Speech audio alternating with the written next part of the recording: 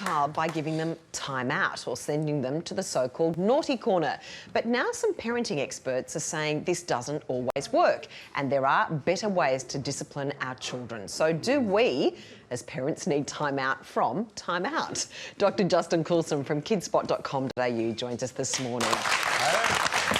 Justin, good morning. So what is wrong with time out? Well, it needs to go into the naughty corner. Why? And it needs to stay there for a long time.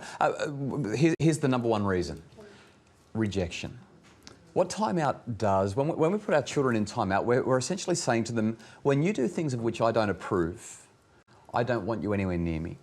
When you do things of which I don't approve, you can go and sort it out on your own. I'm going to reject you and you can suffer in silence.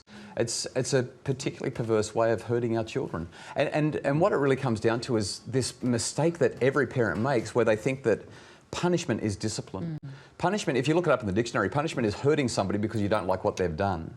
Discipline is teaching or guiding or instructing.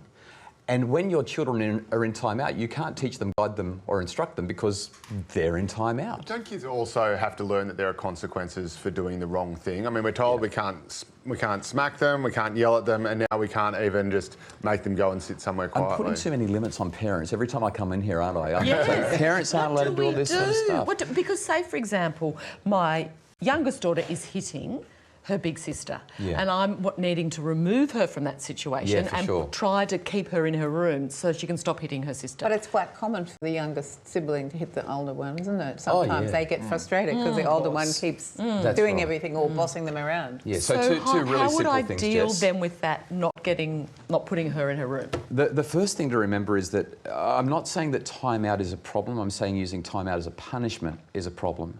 So when children are doing things that are challenging, it's entirely appropriate to remove them from the situation, but not as a punishment, as an opportunity for them to calm down. I'm actually a big fan of time out. I use it on myself a lot. When things are crazy in my house with 6 daughters, I say to my kids, that's it. I'm sending myself to my room for a time out and I'm not going to return until I can behave like an adult. And so I think the time out has its place. What if you say to the child, look, that's really, what if you say to your little girl that's hitting the sister, that's not a good thing to do. You wouldn't like it if she hit you, would you? Now, I don't want you to do it anymore and I want you to go to your room and I just want you to think about it. Would you like someone to hit you all the time? Now, what about that approach? The first 50% spot on, but the second 50% won't work, and I'll tell you why. When you were a teenager or a little girl and you were sent to your room to think about what you'd done, did you sit there and think, gee, Mum's right, I've been an impediment to the happiness of our family. I've been doing inappropriate. We didn't do that when I was a little girl. You got smacked if you were naughty.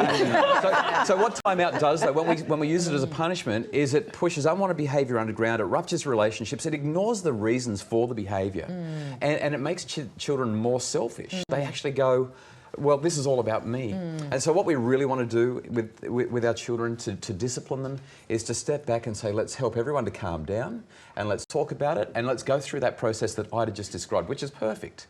And then instead of sending them to their room to think about it, we say, what do you think's the best thing to do next time? And we put it back onto them, let them solve the problem. Or you just give them a whack and say, don't do it again. Yeah. I'm going to take you out the back after this and I'm going to teach you all. Time out for you, Joe. Good tips. Good food for thought. Thanks, Jess. Indeed. Justin, thanks again for your great advice.